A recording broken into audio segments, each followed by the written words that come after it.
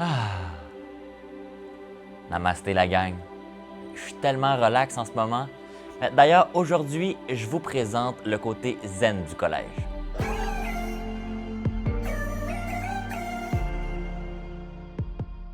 T'as besoin d'une pause, it's the place to be.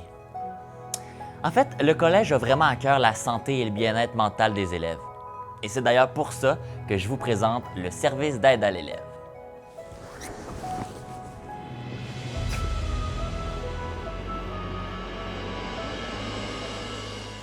Salut Monsieur Dussault. Allô. Salut Madame Bélanger. Je vous ai pas beaucoup vu quand j'étais au collège, mais j'étais quand même conscient que vous étiez toujours présent si j'avais besoin d'aide. Ben, même si tu n'as pas besoin de venir nous voir pendant ton séjour avec nous, on est toujours là pour veiller au bien-être des élèves. Par exemple, on organise plusieurs semaines thématiques de prévention, que ce soit sur la santé physique, la santé sexuelle, la toxicomanie, la prévention du suicide, la santé mentale, plein d'autres sujets. Puis on a aussi une trentaine de conférenciers qui viennent rencontrer nos élèves. L'objectif, c'est d'essayer de couvrir tous les sujets qui peuvent concerner les adolescents durant leur séjour ici.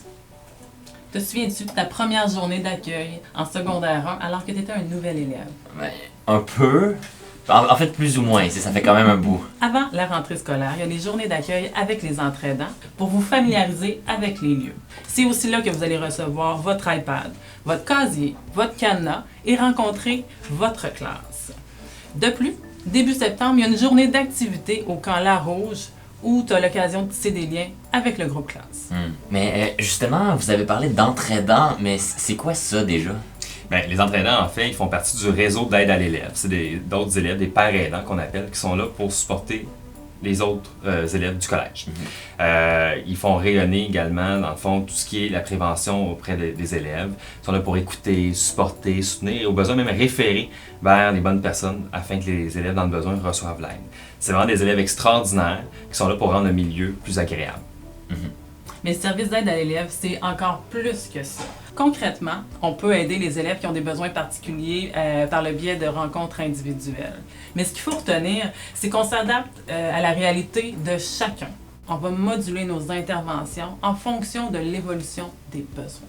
Notre équipe comprend un infirmier auxiliaire, 2 techniciennes en éducation spécialisée, un sexologue, une conseillère en orientation et un animateur de vie spirituelle et d'engagement communautaire. Le service d'aide à l'élève, en fait, là, c'est avant tout un travail d'équipe qui inclut l'ensemble des membres du personnel de l'école. Ce qu'on veut, c'est offrir un service qui va être discret et qui permet d'assurer une intimité et une vie privée à nos élèves. L'objectif, c'est que tout le monde puisse s'épanouir dans notre milieu de façon sécuritaire. Wow! Ben, mais merci beaucoup d'être là pour les élèves. Votre présence est vraiment rassurante, puis je pense qu'on peut vraiment compter sur vous. Merci.